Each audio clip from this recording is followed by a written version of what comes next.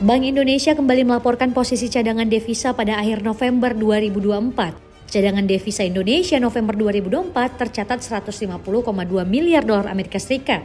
Realisasi tersebut turun 1 miliar dolar dibandingkan posisi pada akhir Oktober 2024. Cadangan devisa setara dengan pembiayaan 6,5 bulan impor atau 6,3 bulan impor dan pembiayaan utang luar negeri pemerintah, serta berada di atas standar kecukupan internasional sekitar 3 bulan impor.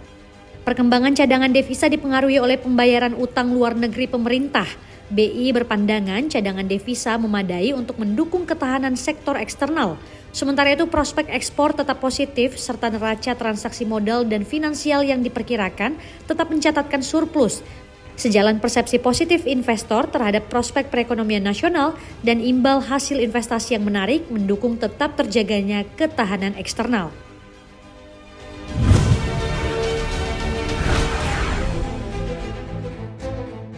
Pemerintah mengisyaratkan akan mengumumkan penerima bantuan langsung tunai atau BLT sebagai pengganti pengguna BBM jenis subsidi pada bulan Desember 2024 ini.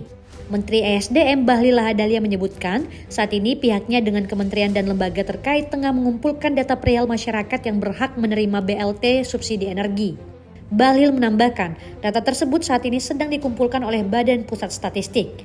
Di sisi lain, Bahlil belum menyebutkan berapa besaran BLT yang akan diberikan kepada masyarakat sebagai pergeseran dari skema subsidi BBM di Indonesia. Namun, Bahlil menekankan bahwa usaha mikro kecil dan menengah masih akan mendapatkan BBM jenis subsidi.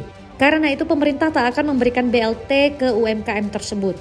Bahlil juga menyebutkan selain UMKM yang nantinya dipastikan masih bisa menenggak BBM subsidi adalah kendaraan dengan plat kuning atau kendaraan umum.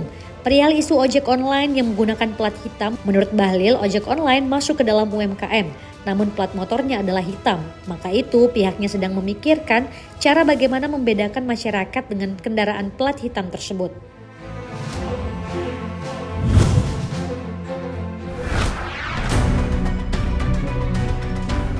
Menteri Usaha Mikro Kecil dan Menengah Maman Abdurrahman akhirnya buka suara perihal protes para pengemudi ojol ketika terdapat isu pengemudi ojol yang tak diizinkan menggunakan BBM bersubsidi. Maman menyatakan pengemudi ojol masuk ke penerima subsidi BBM karena termasuk kategori UMKM.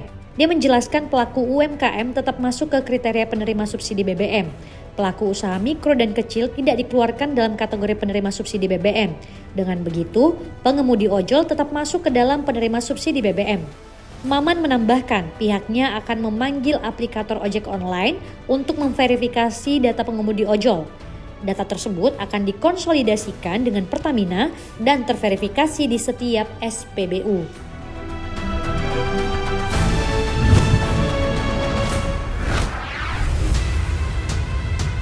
Ketua Dewan Ekonomi Nasional atau DEN Luhut Binsar Panjaitan mengungkapkan strategi pemerintahan Presiden Prabowo Subianto untuk mencapai pertumbuhan ekonomi 8% dalam 5 tahun ke depan.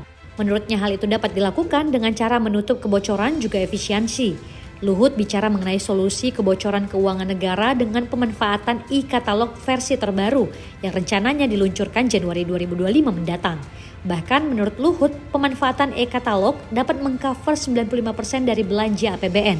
Luhut mengungkapkan e-katalog versi terbaru yakni 6.0 diyakini mampu menekan, menghemat keuangan negara sekaligus menambal kebocorannya. Menurut Luhut, jika e-katalog ini dapat terrealisasi, maka dia yakin pemerintah bisa menghemat kebocoran yang sampai 35 hingga 40% atau bahkan lebih dari 40%. Penghematan kebocoran diyakini Luhut bisa mencapai 318 triliun rupiah.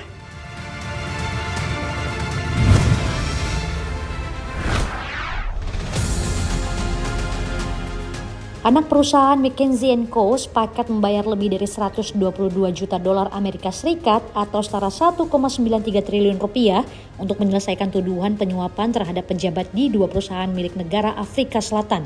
McKinsey Afrika didakwa dengan satu tuduhan konspirasi melanggar Undang-Undang Praktik Korupsi Asing atau FCPA. Sebagai bagian dari penyelesaian, perusahaan menandatangani perjanjian penuntutan. Mantan mitra senior McKinsey di kantor Johannesburg, Vikas Segar mengaku bersalah pada Desember 2022 atas tuduhan konspirasi melanggar FCPA.